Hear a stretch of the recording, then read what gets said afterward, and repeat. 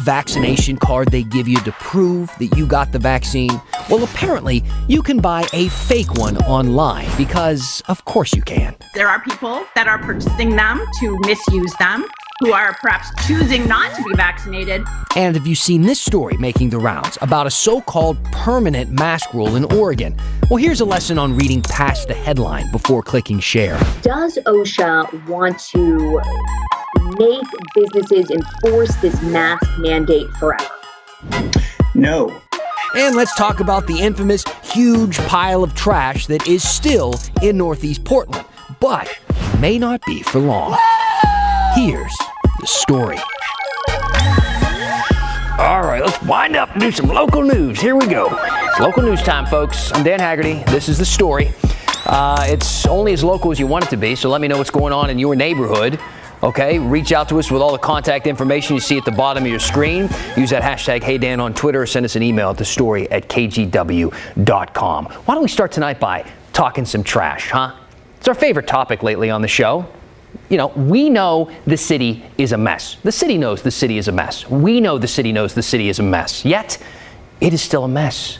And I want to circle back to one big pile of trash in particular in Northeast Portland. This one at Burnside and Northeast 160th. Now, we first showed this to you last week. Neighbors say it's been growing since last year, and the city refuses to do anything about it. Apparently, a man living in a tent nearby says all of this garbage belongs to him. Now, last week, the city told us this. The site has a very low health and safety risk assessment score, so it does not meet our criteria for removal. The individual who is residing there says that the items in the area are his personal property, which means we can't collect it. Well, since then, two big things have happened that we want to tell you about. First, a neighbor who was documenting this entire mess says that she was assaulted by the man living next to all that trash. Police told us they arrested a guy named Juan Carlos Alinas. We checked. He has a huge rap sheet going all the way back to the 90s. Here's what the neighbor says happened. Yesterday I came out to take a picture of the inside of his tent because he had it open. It's full of garbage. He doesn't actually live in there. And he came at me and socked me right in the mouth. So I did call the police. He has been arrested. I feel okay. Kind of hurt the inside of my mouth. I'm relieved that it's going to come to an end, hopefully. Come to an end? What does she mean by that? Well, what she means by that is the second big development to this story. See, this morning the city posted a notice for removal at that site, which means they're going to clean it up in the next 2 to 10 days. I've been told that there is an agency working on it. They've come to look at it, and they're going to try to get rapid response to come out and clear it out, which would be great, because 6 months of this is just getting out of hand. I mean, how much bigger can it get before they do something? Right. I mean, that was the question we were asking. And it still makes me wonder, why now? Right? It started a year ago. It's exploded 6 months ago. Why now? She's been calling about it all this time. Was it because the guy living next to that pile of trash is accused of assaulting someone and has been arrested? We don't know. The city wouldn't tell us if that's what prompted their decision. Maybe because we put it on TV and people got angry and kind of confused at the city's policy about this. Again, we don't know. Here's what a spokeswoman did say about the reason. It came to our attention that the pile of trash located at Burnside and Northeast 160th had increased significantly in the last day. But what I would like your audience to know is that a large couch was dropped off at this site last night. This is part of a larger trend that we're seeing throughout the community, a large influx of household trash being dumped at encampments by house people. Yeah, that's not right. And yes, I could see how the couch really put that mountain of trash over the edge. Never mind that when we first did the story, you could see a literal car door in that pile, but no, I'm sure it was the couch. The couch did it. At least it's being done. Plus, what happened to the whole "this stuff belonged to the man in the tent" thing? Is that no longer an argument? We're not talking about that anymore? Now, the city did give us some more info on why the trash pile didn't initially meet their criteria to be cleaned up, not until now. Apparently, it had a lot to do with COVID protocols. Before the pandemic, they were cleaning up 50 sites like this a week. But for the past year, they've been prioritizing the ones that were the highest health and safety risk, which means obvious drug use or criminal behavior, stuff blocking public spaces, or a place that has quote unquote significant garbage, which is a little subjective. That seemed pretty significant to me. They also told us there's just way more trash sites out there than they have the capacity to clean. Even if it does fit the criteria for prioritization, they can't get to it all, which sounds to me like there are a whole lot of sites that are worse than that one out there sitting right now with no resources to be cleaned up, even though they deserve to be. Now, we're going to send a crew out there on this one in Northeast Portland to try and, I guess, see it all get finalized when everything starts to get picked up. But I know this is just one of many trash piles around the city. So if you have a problem spot in your neighborhood, let me know with the hashtag #HeyDan. Meanwhile, why don't we talk about the big story? The big story tonight. Where should we start? I kind of want to start this way. For the past 2 weekends, I've done something that I've always wanted to do. Coach my kids. My dad was always my coach growing up. I always wanted to coach my own kids at one point in time, and now that's exactly what I'm doing. I'm coaching soccer, 3- and 4-year-olds. That's my son Miles right now, right there, with the big boot. Okay. Did I ever play soccer? No. Do I know the rules? Not really. I mean, enough, I guess. We're 0-2, and I think my job's in jeopardy, but that's not why I'm telling you this. I bring this up because of something you can see in this video on my face, and on my son's face, and on the face of every 3- and 4-year-old kid out on the field. A mask.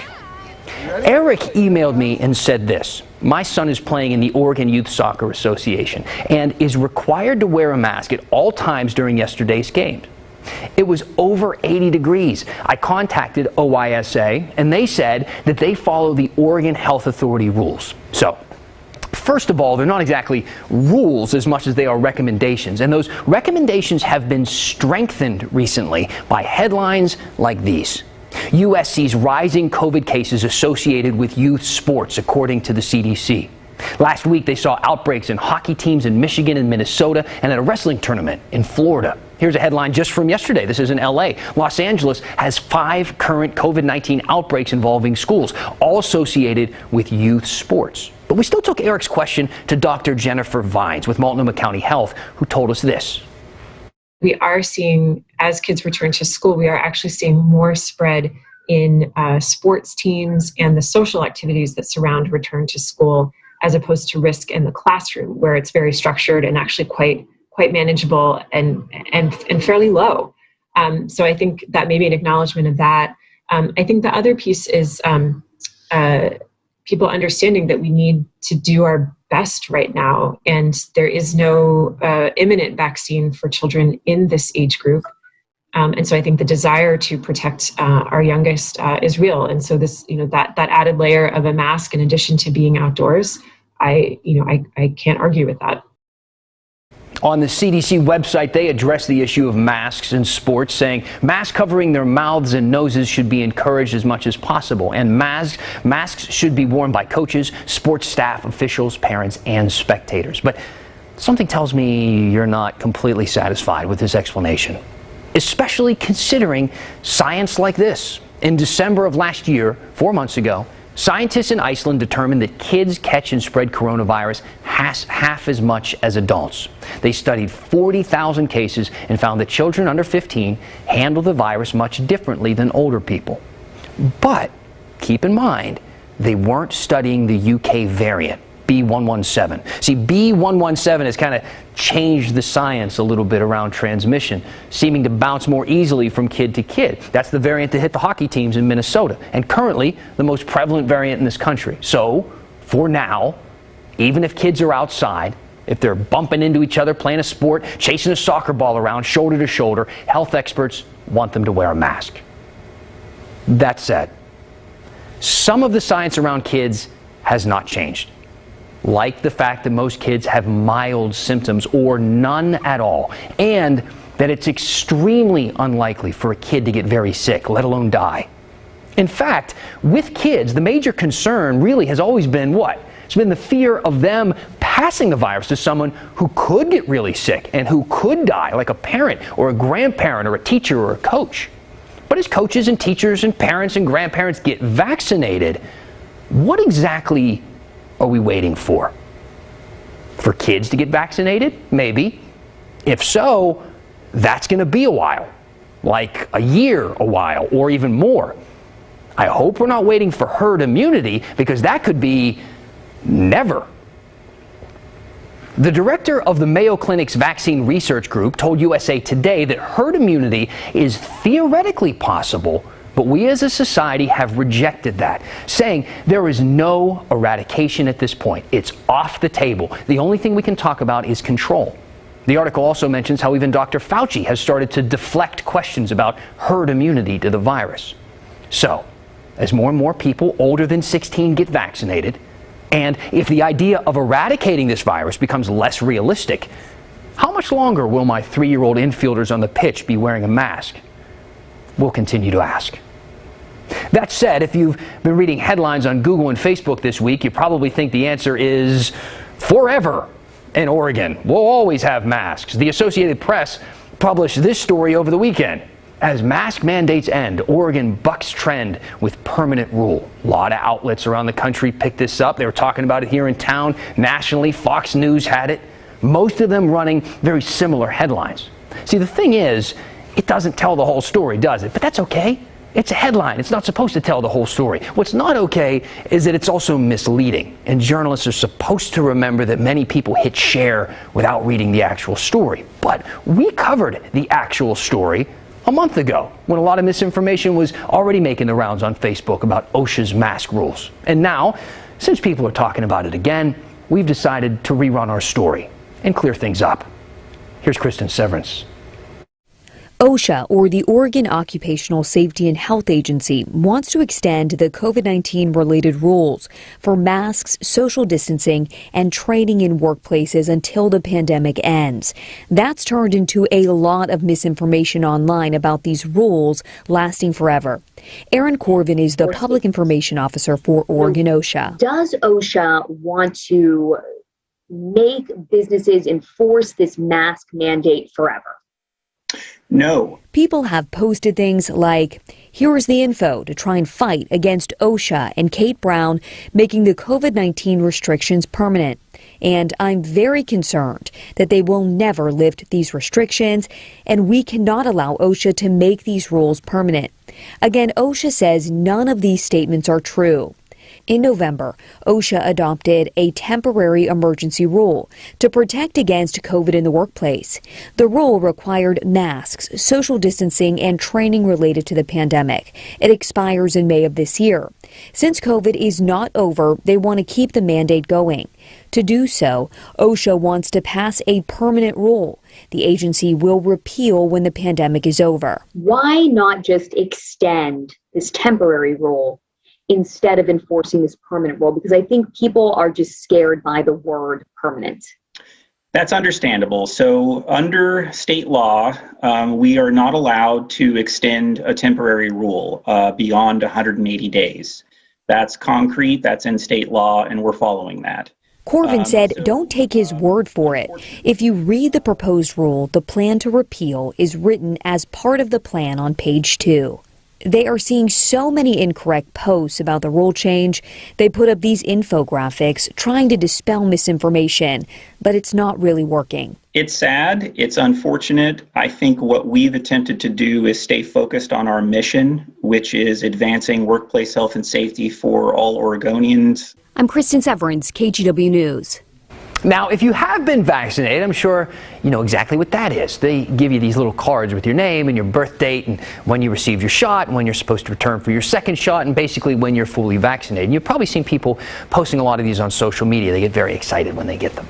Well, since scammers like to take advantage of just about anything and everything, this is kind of their new little game, selling fake COVID vaccination cards on the internet. The FBI says that these are illegal, and health officials say they could put people at risk. Here's investigative reporter Kyle Boshi. The online ad offered what appears to be official CDC COVID-19 vaccination cards for $40.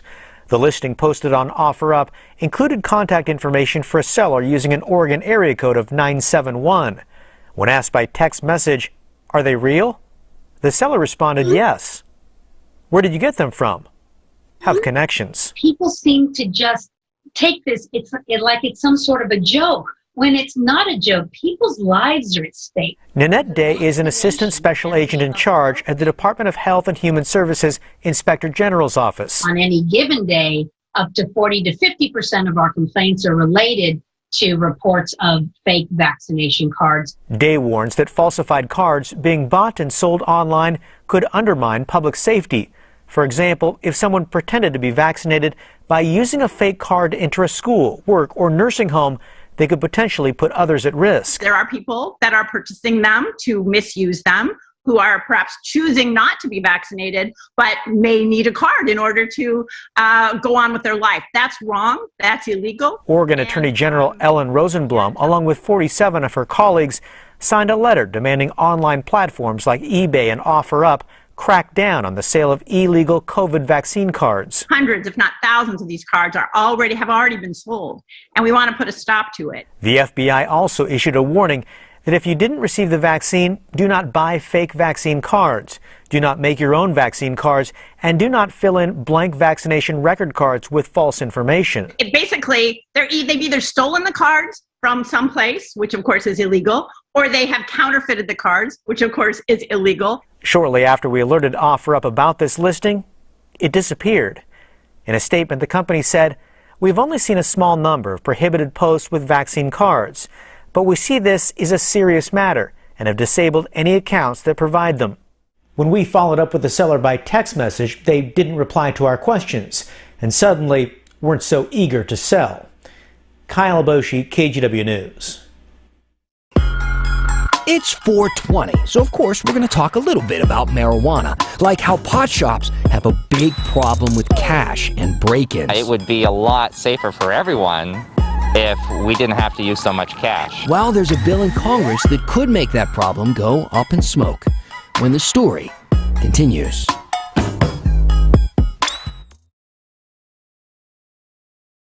Welcome back. I'm reading through emails, a lot of different stuff coming in today. I know a lot of you DVR this show and then you watch it later. And we've heard from some of you who have been saying you've been having some difficulty doing that it hasn't been recording, that it doesn't really say the story on the DVR box. It says KGW News at 6. It's kind of confusing. So if you are having difficult time doing this, one trick to try that I was told to tell you about from some technical people is to just try and reset the daily recording. So cancel the current daily recording and then reset it and try it again and see if that works. If it doesn't, let me know. We'll still try and find another option for you. And if you do miss a show, you can always watch them on the KGW YouTube channel, as well as from my Facebook page. We send you some links, so hopefully that helps. Now, we'd be remiss if we didn't talk about the day's biggest news, not just here in Portland, but across the world. Derek Chauvin, a white police officer, was convicted of killing George Floyd, a black man in Minneapolis. We wanted to hear from local activists about what this verdict means going forward, so we called up Cameron Witten. He's the founder and CEO of Brown Hope, and he also co-founded the Black Resilience Fund, which has raised $3 million this past year for black Portlanders. He says the verdict today served as a victory, especially for those who demanded systemic change during the past 11 months, but maintains there's still a lot of work to be done. This country has seen so much social unrest over the past year, and it is truly been long awaited for folks to wake up and see the real crisis that our communities are facing.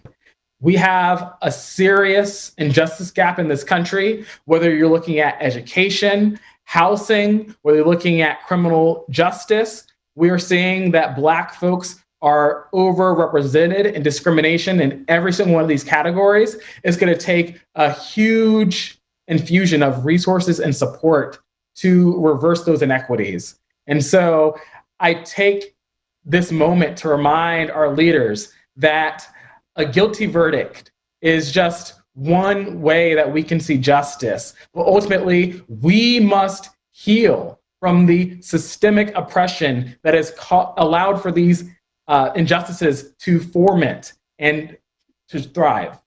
And so really excited to see the ability for Portland and cities across this country to celebrate today, to take in a deep breath of air and then continue to do the work. Well said. Thank you so much. I appreciate your time. Thank you. All right, let's move on a little bit here. Today is 420, which, if you don't know, it's a day a lot of people celebrate the green stuff, marijuana. And I think it calls for another edition of Vice News.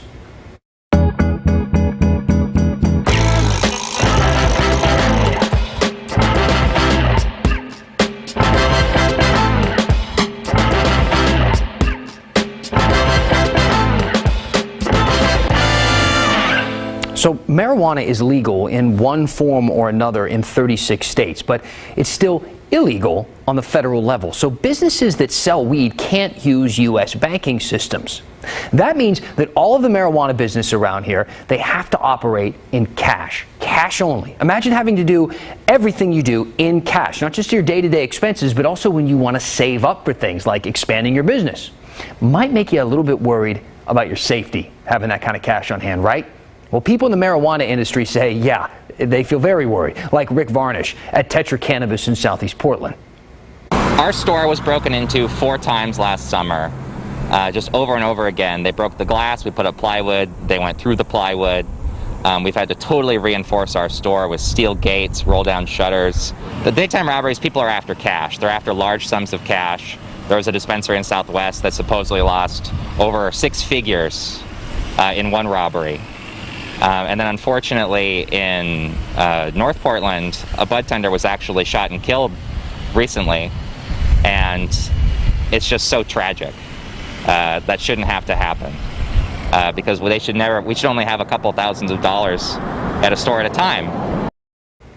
Lawmakers in states where marijuana is legal have been working to change that. And a bill just passed in the House that gets them a little closer. The Safe Banking Act would keep cannabis business transactions from being considered proceeds from illegal activity. And they wouldn't be subject to money laundering laws the way that they are now. Oregon Representative Earl Blumenauer tweeted this. The insane prohibition only helps money launderers, tax evaders, and those robbing these cash-rich businesses. As we work toward full legalization, this is a critical element of reform that can't wait. It would be huge. It would change a lot. You know, obviously you'd be able to use a credit card or a debit card at a pot shop without paying an extra fee. That would be great for everybody. We wouldn't have to hold large sums of cash and move around large sums of cash. And beyond that, a lot of real estate would open up because it's difficult to buy a building and have a mortgage on a building if the bank knows it's going to be used for cannabis. So all of a sudden, a lot of real estate would open up all over Oregon. House lawmakers have tried to pass this kind of bill before, but it died in the Senate in 2019. Now, the Senate is controlled by Democrats, so it might have better chances. And Oregon Senator Jeff Merkley introduced a companion bill in the Senate. And there's another part of all of this, and Willamette Week broke it all down pretty well. Pot shops have to pay a lot in taxes, and because weed is illegal on a federal level, they don't get any of those federal tax breaks other businesses get. Things like deductions for wages and health care and advertising. Willamette Week talked to an economist who thinks that unless that changes, the smaller cannabis businesses will actually be taxed out of business. All right. Keep those questions and comments coming. Use the hashtag HeyDan. I'm going to read a few of them as we finish the show right after this. All right, let's talk about some comments really quickly. We don't have a ton of time, but Elaine wrote me this. Dan, totally understand and respect the fact that you don't cover the regular news. But with that said, as a black woman, I think the murder of George Floyd and the verdict should have been quickly addressed prior to your segment on trash, especially since the verdict is historic, has a lot of meaning for people of color, and should have a lot of meaning for all people regarding equity and justice. Regards. So it's a great point. Thank you for bringing that up. So here's the way we think about this stuff sometimes. When we stack our show, it doesn't mean that the best, most important story goes first and then so on and so forth down to the end of the show. If you've watched the top of our show, sometimes we start with something funny. Sometimes we start with something really serious. We start in a bunch of different ways. When it comes to the Derek Chauvin case and the death and murder of George Floyd and the verdict that came down today, It happened earlier, so it was on the 5 o'clock news we covered. Then Nightly News did almost an entire half hour on it. So with us coming immediately after that, we want to stick to things that are happening here locally. Of course, she sent that email before we addressed it after the first commercial break. Probably might not change your opinion on where it was in the show, but that was kind of the way we thought about it today. The stacking of the show and how the stories are in order really doesn't have anything to do with how important we think they are. But I think you're important. I hope you think the show's important. Thanks for being with us tonight. Keep the feedback coming. That's the story. I'll see you tomorrow.